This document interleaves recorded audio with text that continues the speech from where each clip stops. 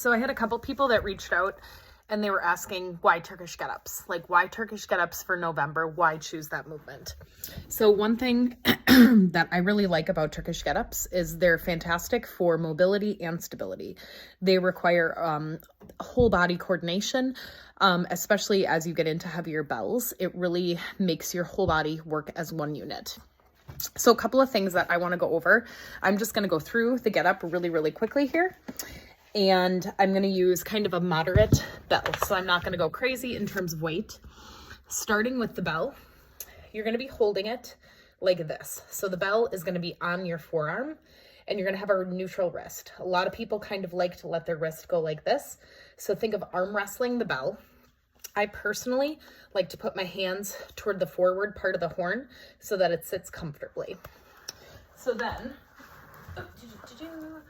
my dog is going to be the biggest issue here. All right, rolling to the side that you're going to start with. Turn to your side to pick up the bell. Two hands, press it straight up. So again, neutral wrist. Left hand, left leg out at about a 45-degree angle. I like to shift my hips in the direction that I'm going. You're going to start with a roll to that forearm. So it's not a sit-up. It's a roll to that forearm, keeping that hand planted. Then you push yourself up into your tall sit. I have to finagle a little bit with my tight space.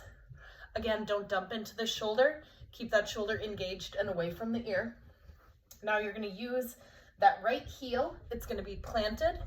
The high hip is kind of a different style of get-up.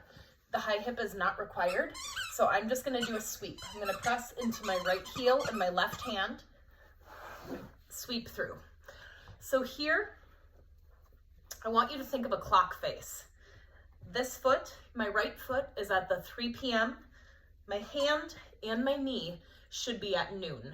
So when you come down and when you get up in the get up, you're going to be thinking of a clock face. Then here, push up. Now you can do one of two things.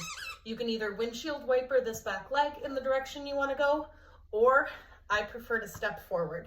So my whole body is facing forward toward the camera. Now I'm going to step up.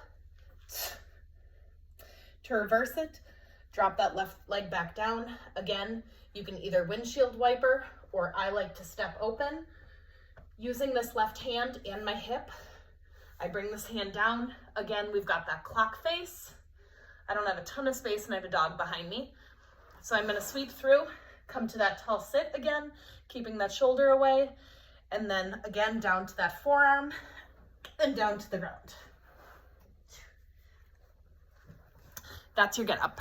So again, as you can see, when you work heavier get ups, it requires a lot of stability, a lot of mobility, a lot of spatial awareness, and all of that. Enjoy.